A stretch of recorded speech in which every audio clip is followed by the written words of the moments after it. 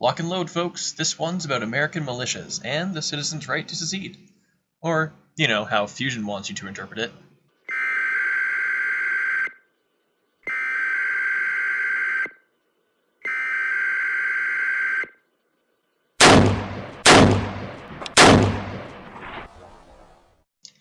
Hi everyone, JT Viper here, back with another episode in my new series, The Regressive Handbook.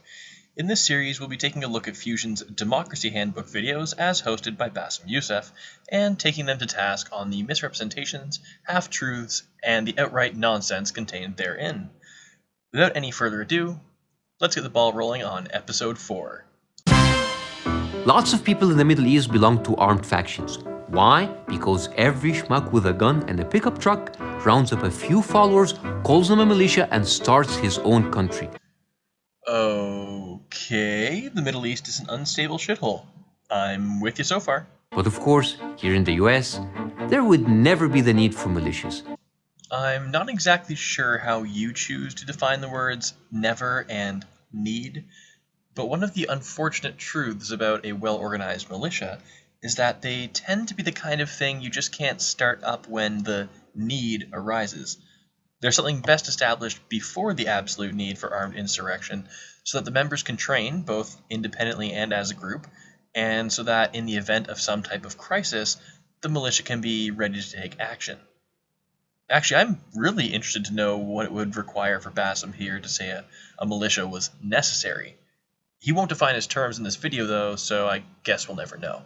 And yet, the US currently has 276 militias. In the Middle East, I can only name about 6. Why?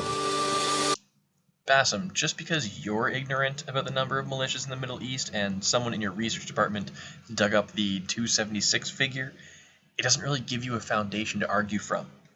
All you said here is essentially, this country has 276 registered militias, and I have no idea how many militias are over in this area of the world. Isn't that crazy? I think you'd be surprised how often a militia has done something positive for the United States, or just how necessary they could be in the near future.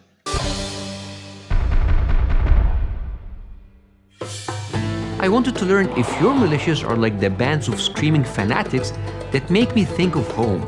So I went looking for a local warlord and found Major Matt Kroll. Funny that you're going to pick the exact same militia group that Michael Moore used in his Bowling for Columbine documentary. I know leftists are really big on recycling, but did you have to go dumpster diving this badly?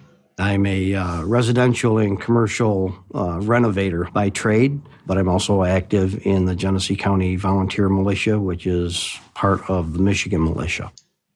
The Genesee County Volunteer Militia. You know, the same militia that purchased and donated entire shipping pallets of bottled water to help the Red Cross relief efforts in Flint, Michigan, since their government made the decision to poison their drinking water without so much as any kind of warning? Yeah, that militia. Why am I mentioning their involvement in charitable efforts? Well, Fusion seems content to brand them as nothing but paranoid whack jobs, and I don't think that's necessarily giving them a fair shake. I don't agree with everything they say, but words are one thing, and until they actually start breaking the law, I'll have to judge them based on the merits of their actions. Just in case you needed to know where I stand on the whole merits of actions thing, donating an 18-wheeler worth of bottled water to help relief efforts, that's on the nicer side of things. He doesn't look so bad. Your warlords are so cuddly. We are not terrorists. No, of course not. Oh, of course not. Those other militias are at war with the American government. Alright, here we go with the narrative crafting. Again, I'll issue the same warning as I did with the last video, and which I'll likely have to give in every video the rest of this series. Warning! Be on the lookout for selectively edited interviews intended to avoid objectivity in favor of crafting the preferred narrative. Disingenuous pricks masquerading as commenters and journalists have been known to take quotes out of context and rearrange segments in interviews in order to convey a desired message. Alright, now that we can carry on with the rest of this so-called interview, let's go. I believe that we have a domestic enemy. Who's the domestic enemy? Our federal government. Yes. Yes. I see us coming into a civil war. Civil war. Because there's more and more of a push to disarm the American populace. And the harder that they push, the more that people are waking up to that fact. They take away your guns, and before they took away slaves, and this is how you start a revolution, right? A civil war. Exactly right. Okay, so you slipped in the bit about the slaves in there, well done. I think that anyone using their basic reasoning skills here can tell that your interviewee has just let that glance off while sticking to the point. The point being that typically the push to disarm the population comes before the government goes down the whole tyrannical dictatorship route. And these people view the progressive restriction of their Second Amendment rights as something of a shifting of the Overton window in the regards to firearms and gun ownership. For those of you not familiar, the progressive shifting of the Overton window is like the old adage of boiling a frog so slowly that it doesn't realize what's going on and thus doesn't react until it's too late. The adage has been debunked, but you get the concept. The thing is, at the risk of sounding like a conspiracy theorist, the guy's not wrong. If you look into the last 100 years or more of human history, you'll see plenty of governments who disarmed their citizens, or specific portions of the population, and followed this action up with a horrible abuse and oppression. You take, for instance, the guys out there in Oregon. Armed anti-government protesters occupying federal land at a national wildlife refuge. The group vowing to occupy the outpost for years. I am 100% willing to lay my life down. Those guys were doing everything that they did was according to the Constitution, okay? So, according to the Constitution, According to the Constitution. the militias can go into any federal building and take it over, and that is totally constitutional. Absolutely.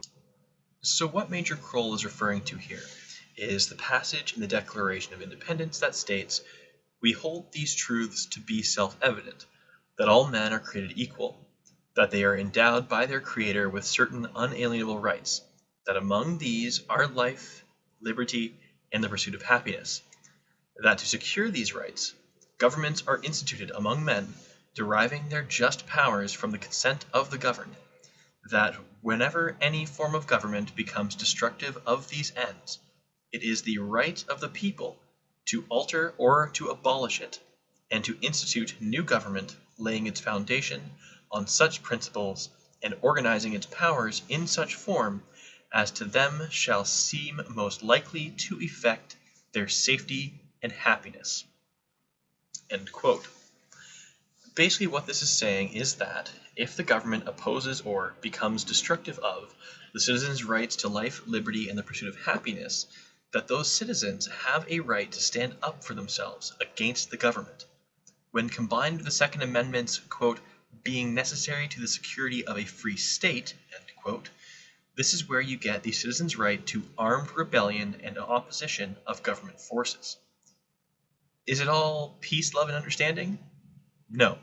But neither is a truly oppressive government, so you've got to take the rough with the smooth on this one.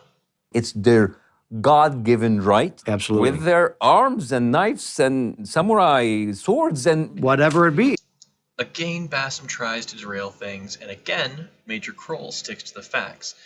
Yes, whether it's a rifle, handgun, shotgun, knife, sword, crossbow, compound bow, or a goddamn butter knife, it is the right of each and every American citizen to oppose their government in an armed fashion, and some would say it is the citizens' duty to do so if the government begins to act against the best interest of the American people and refuses to relinquish their power upon the citizenry's command. I have never realized the extent of the tyranny of the United States government. Because they're not looking out for the good of the people. I had no idea that America is living under tyranny. I don't want to go through that again. I'm done with tyrannies. And yet you oppose the candidate who's the greatest proponent of free speech, of the Second Amendment right to bear arms, and choose rather to support the candidate with the ridiculous list of ties to the Middle Eastern dictatorships and tyrannical governments that you ran from. Sure, let's just say that means you're opposed to tyranny. Sure thing. So inspired by Major Kroll, I did some digging, and it turns out he's right.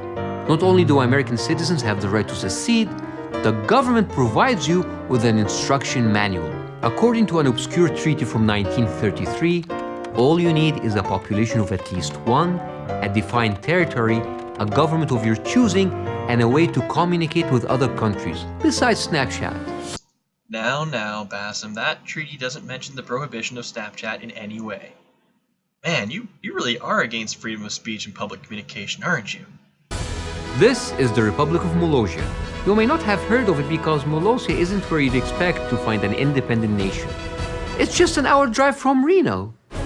But it's a really made-up country with its own constitution, a king and queen, a national dish, and a 33-year-old war with East Germany, a place which incidentally hasn't existed since 1990. I could just become a citizen of Molossia, but they're in the middle of Nevada, and as far as desert dictatorships go, been there, ran from that. Again, you're essentially forcing me to rehash this clip from the second episode. You know, that I stole from Bering and for which he's so kindly chosen not to maul me. This probably isn't going to be like PC to say, but you can't just like change teams and then start bagging out your old team. Kinda seems like bad sportsmanship or something. Did that cross anyone else's mind? Seriously, Bassam, how many times are you going to make reference to how shitty your old country was, while simultaneously shitting on your new country? Dude, that's like dumping someone in order to upgrade to someone who'll treat you way better, but then complaining because they leave the cap off the toothpaste or some shit. Mountains and molehills, bro. I'd better branch out on my own and start my own country. With all the tyranny you have here in America, it should be easy to find others to join. So do you think that sometimes the government fails you? Yes, sure. Would you like to connect with like-minded people to take matters in their own hands and change things?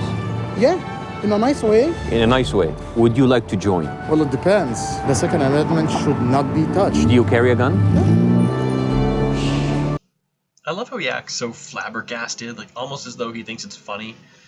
Bassam, if you didn't already know, men are the group most likely to be the victims of violent crime, anywhere from muggings to murder. It makes sense that a gentleman walking down the street in a suit might choose to exercise his right to carry a concealed firearm for self-defense. Sure, he doesn't have to worry about radicals running around with AK-47s screaming Allahu Akbar, or at least not yet. But that punk kid with a 38 who's looking to separate someone from their wallet, that's not entirely uncommon. Do you ever feel disappointed by your government? All right, he's in. Okay, again, I'm sorry, I'm going to have to just fast forward through a bunch of shallow content because really it's just a bunch of unfunny filler footage. If you'd like to watch the original video, links in the description as usual.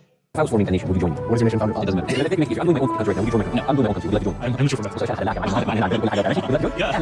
Just like that, I had my people. I could feel us getting swept up in my plans for a new site. Sugar, we can eat. That's the thing about a new country. That's that. Well, that was a list. If I really wanted to start a country, I probably would have had better luck recruiting people back in the Middle East, where the governments are actively trying to kill their own citizens. Here's what I propose. Just send all 276 American militias to the Middle East, where their paranoia could be completely justified.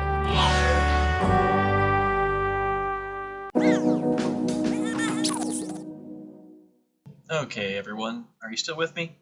I know we've probably lost a few sets of eyeballs and ears along the way, but for anyone who's stuck it out to this point, thank you for making the journey. Now, Bassam takes a lot of shots at groups he gives no opportunity to shoot back at him here, and I don't think that's proper. I know Fusion's not putting this video series out in order to be objective, but rather to craft a narrative, but that doesn't make it right. But personally, I think that a bunch of people who work to educate themselves on their rights and who are willing to defend their country against threats both foreign and domestic deserve a certain level of credit, especially in a world where most people don't know their heads from their asses in regards to their rights. Am I saying that I support armed rebellion against governments? Well, this is what you call an if-by-whiskey moment, if only slightly off from the definition of the original fallacy. So, if by an armed rebellion you mean the opposition of a tyrannical government set on restricting the freedoms of its citizens in order to ensure personal prosperity or achieve individualistic goals, then absolutely. However, if by an armed rebellion you mean getting upset that dang government put in a new set of traffic lights that really ruined my ability to exercise my right to movement as a street racing son bitch, then no, I don't. You know, it really surprises me that Bassam can't see the good in these groups. Not only do they prepare for the day where they may be needed to take up arms against a threat to their safety, the safety of their families or of the nation, but in the meantime, many of them, including the Genesee County Volunteer Militia, as mentioned previously in this video, engage in community outreach programs, and take part in charitable efforts to help those in need. If I remember correctly, Bassem, when things got tough back in Egypt, you skipped town to the land of the free. How can you stand here now and knock those people who would put down their lives to defend the freedoms that you immigrated for?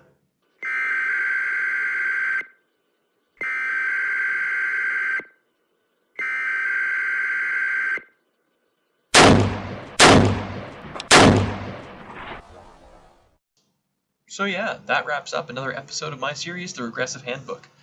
Thanks to everyone for all of your input and support. Oh, and as always, please give the video a thumbs up or down, leave a comment below with any feedback you may have, and if you're feeling particularly entertained, hit that big old subscribe button to be kept in the loop whenever I come out with a new video. Thanks everyone!